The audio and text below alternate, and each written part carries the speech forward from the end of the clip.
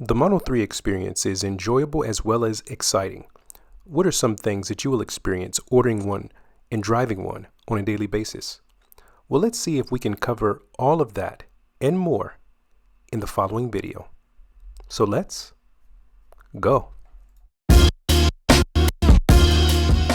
You are watching watslockandkey. Many people will be buying the Model 3 Standard Range Plus with the new tax credit that was offered in December 2022, or the tax credit that is offered in 2023. But what now?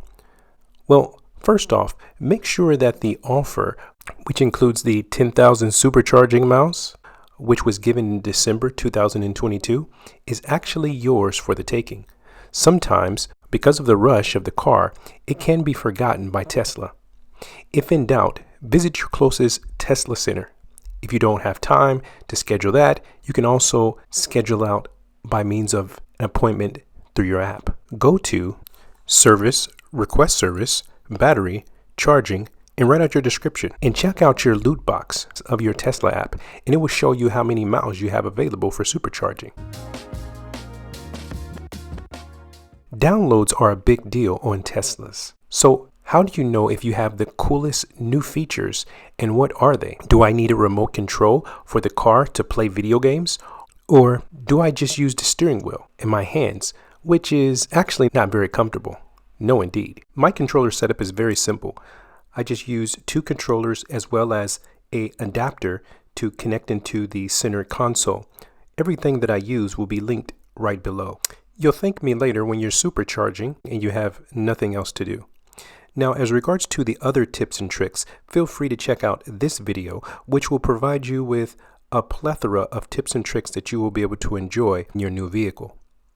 Well, even if you had the Tesla for a while, there are some new updates. Some of them are the new features as regards to viewing those that are inside of your vehicle. It could be your dog, or it could be passengers that are inside, just to see how everything is going. As well, there's a new light show that has been adjusted, so you can now synchronize your light show with another vehicle as well as schedule it, and you can change the music too. That's not part of the new feature, but if you want to learn how to do that, check out this video right here. I updated mine with the Knight Rider theme music and a few little other quirks and features that I think you will enjoy, especially the new interesting fart sound. I don't think you really need to use that, but it is your car and I can't tell you what to do with it. Also, there is a new setup called the Historical Charge Status. View charge status for the entire year. All you have to do is just swipe graphs to see charging history. Switch units. In addition to being able to view previous months and charge status by swiping, you can also tap on total charged or total spent to switch the charge between kilowatt hours and amount spent. Below the chart, you have the section type, such as home, which you can also tap to switch between percentage and kilowatt charges. Now, as regards to gas savings, there's a new feature. When tapping and holding the gas savings section to share an image of your savings, it will now add the vehicle name and time frame from the top of the image. Now, what about cost? There's a new feature in that regard as well. In the cost section of the charge stats, you can switch between kilowatt hours and amount spent on each charging type. So those are just some of the updated features. But what about your battery? That is a very important thing to keep in mind. You want to make sure that you do not charge it to 100%. You may feel as if your car is just an iPhone and you need to just charge it to 100% every day. That's not the case. You only want to charge your vehicle to 100% when you're going on long distant trips. Tesla on their blog mentions the following. What percentage should I charge the battery to?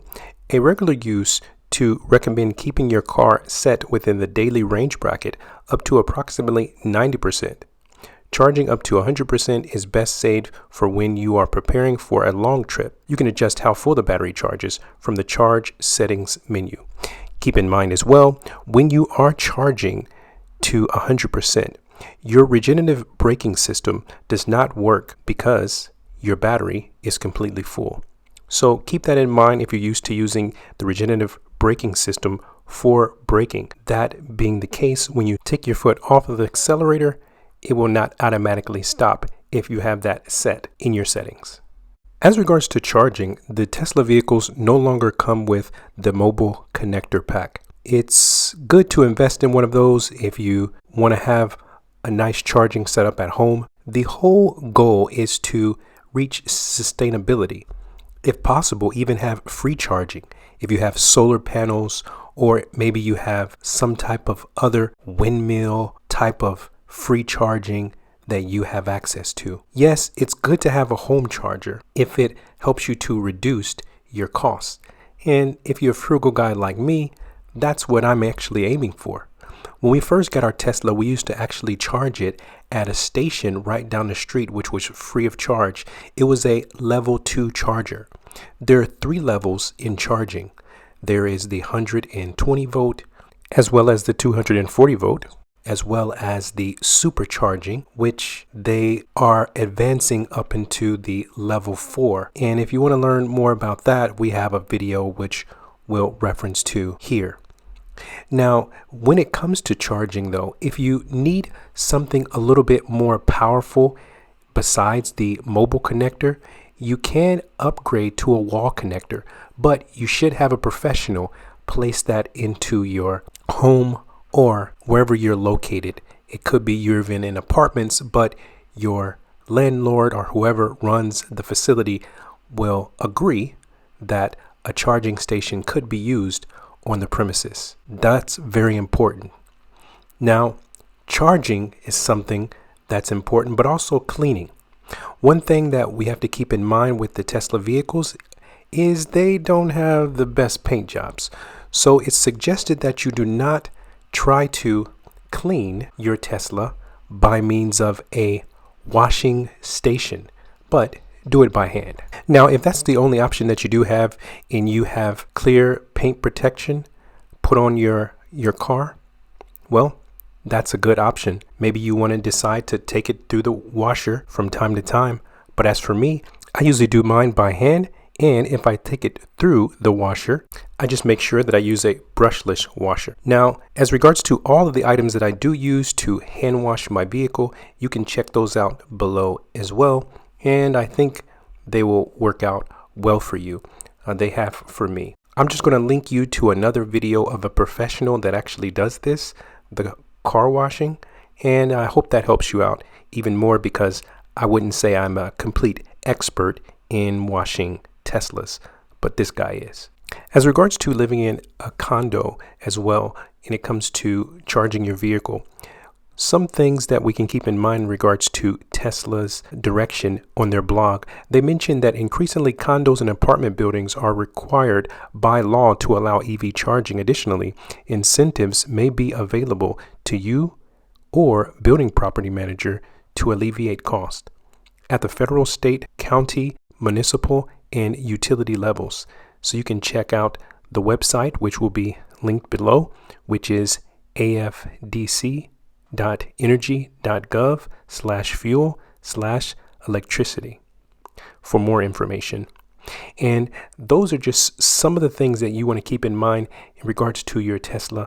The whole experience is based off of travel and charging and sustainability. It's interesting what Elon actually said in this regard, and let's see if we can check out that clip right here. There are 3 elements to a sustainable energy future. One is obviously sustainable energy generation, which is primarily wind and solar. There's also hydro, geothermal. I'm actually pro-nuclear. I think nuclear is fine. But it's going to be primarily solar and wind as the primary generators of energy. The second part is you need batteries to store the solar and wind energy, because the sun doesn't shine all the time, the wind doesn't blow all the time. So I challenge you to do one thing as you own your Tesla for the first 6 months to a year. Try to find free charging locations that help out that sustainability.